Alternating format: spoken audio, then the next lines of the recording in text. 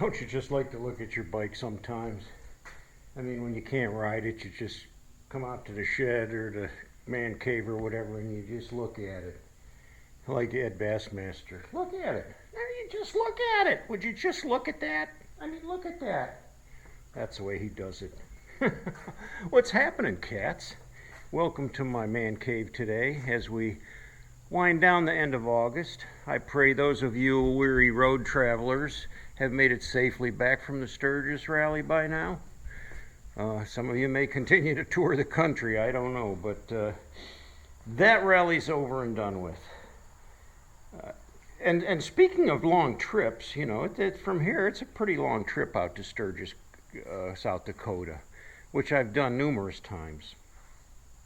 And I just wanted to talk a little bit today about the strength and courage that a biker needs to make a trip like that. Now, you may not think too much about it, but I know from my own personal experience, you know, when I'm planning a trip like that, I'm anticipating it for quite a while. It usually isn't something that I do by the seat of my pants. And knowing that I'm going to be gone for a couple weeks, I try to think of everything that I'm going to need. You know, I've got my bedroll, my tent, so I've got shelter and sleeping, and then a pad that I can sleep on so I'm not laying directly on the ground. Maybe an inflatable pillow or something.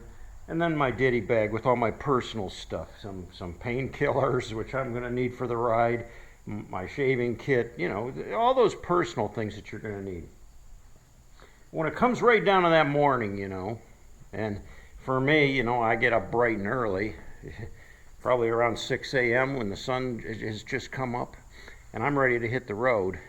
It's still a little chilly, you know, I'm going to have to put a jacket on, and I almost have this, I don't know if I'd call it fear, but you know what I mean. You're just kind of like, all right, here we go.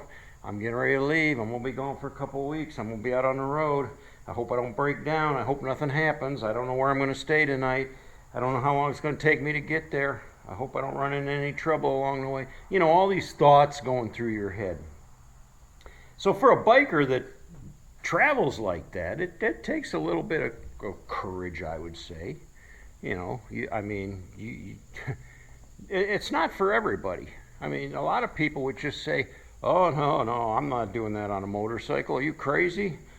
That's too scary for me. You go for it, buddy.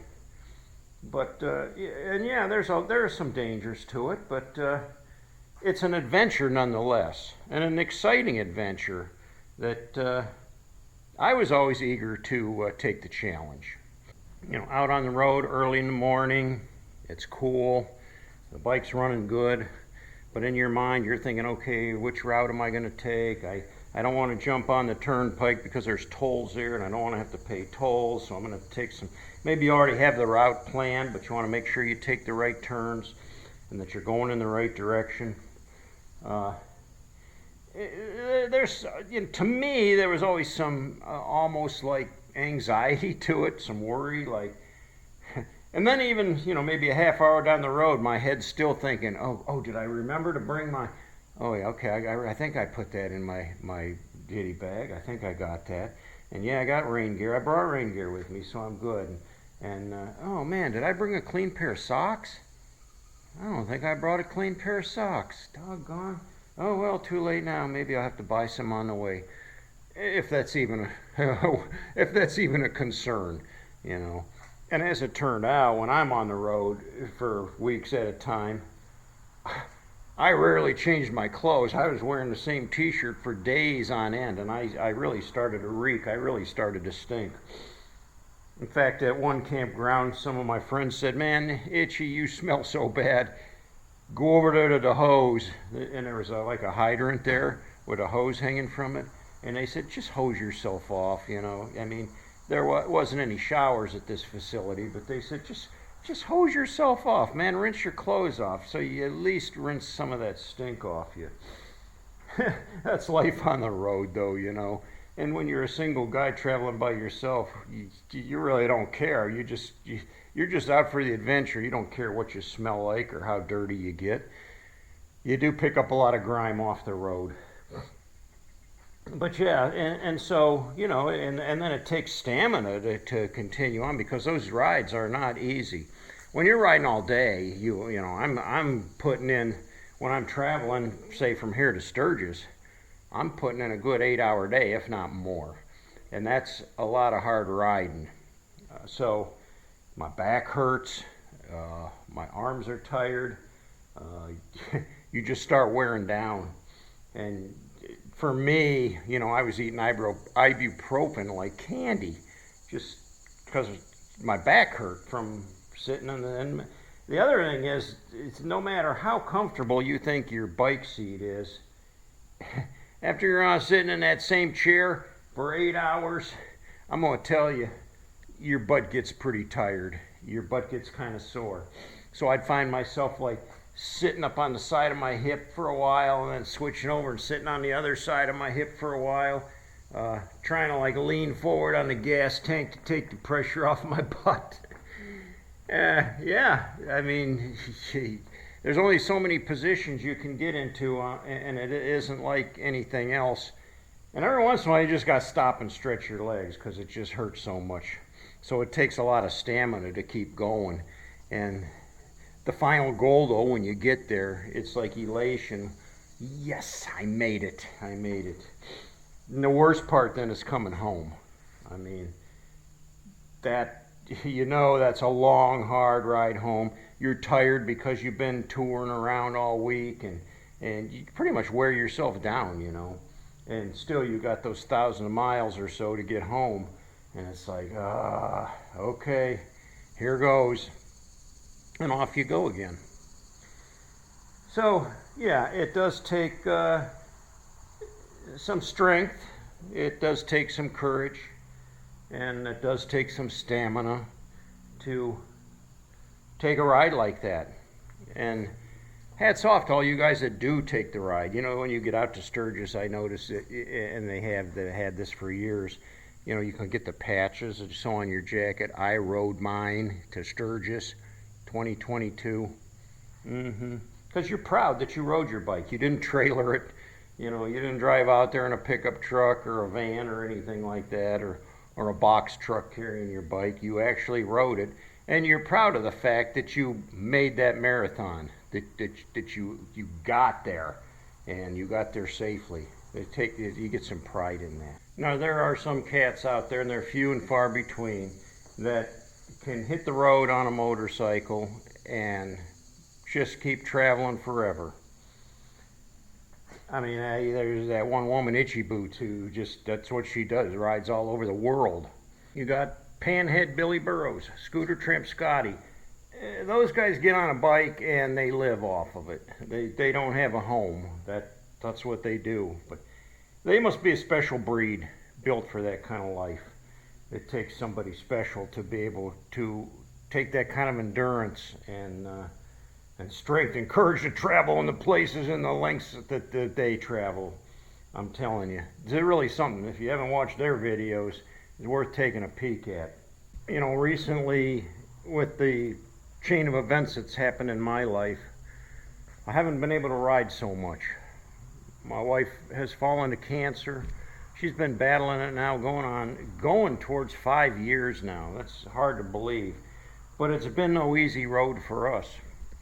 And it's been one that I found that, you know, I need strength and courage to continue to walk. There's a old scripture verse in Joshua. Have I not commanded you? Be strong and courageous. Do not be afraid, do not be discouraged, for the Lord thy God will be with you wherever you go. That's in Joshua chapter 1, verse 9.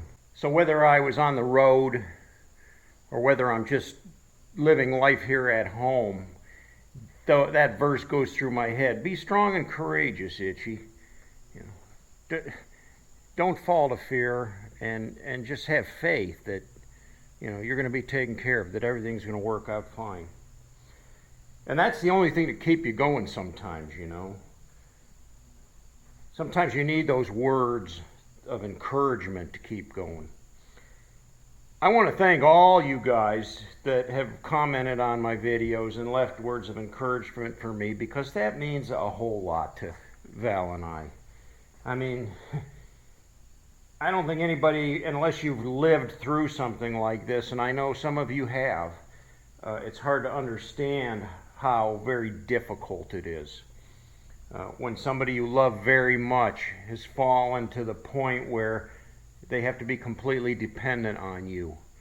And it's huge. And it's an act of true love for us. I mean, I love my wife. I would never abandon her.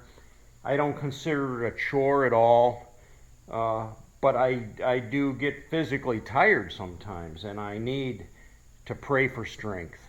And I need to pray for courage to just keep going and hope things are going to work out okay. I did get a nice card in the mail yesterday from Ed and Jan Elsden from Tennessee. It was for V, and it was actually for both Val and I. Beautiful card with words of encouragement, and so much appreciated. I'd also like to thank Gary and Annette Presley for their support, and Annette keeps sending Val beautiful cards, and that's really uplifting to her as well. Thank you, thank you, thank you. You know, these little things are uplifters in our world, because some days are hard, and they just get you down. My last video, as I said, V was discharged from the hospital and put directly into a nursing facility, and that didn't go well at all. I mean, when you're getting full-time care and then they put you in a nursing facility that gives you zero care, including no medications or anything, and there's way more details to it than I care to share, but it was a bad experience. And I had to pull her out of that nursing facility. In doing so, it caused a chain of events where the nursing home had her medications and wouldn't release them, and they were new prescriptions that we needed desperately. And boy, talk about some stress, and being on the phone with like 5 different entities trying to figure out how we can get a hold of these meds yesterday that were critical medications that she has to have. So yeah, strength and courage to make it through a day like yesterday. Today was a little bit easier. Now I will say that V is doing pretty well right now, and that's most likely because she's home. She's getting my full-time care, and I'm taking really good care of her. So she's happy. She is showing improvement, and I'm so blessed to see that. So she's able to get up and move around in the walker and things like that, things she couldn't do before. If we can maintain that level and keep climbing uphill, that'll be a good deal. So anyway, thanks for watching, guys. If you liked the video, give me that thumbs up. And if you haven't yet, please subscribe. Love to have you along with this ride. Thanks for joining us today. Until next time, cats, ride hard and die free.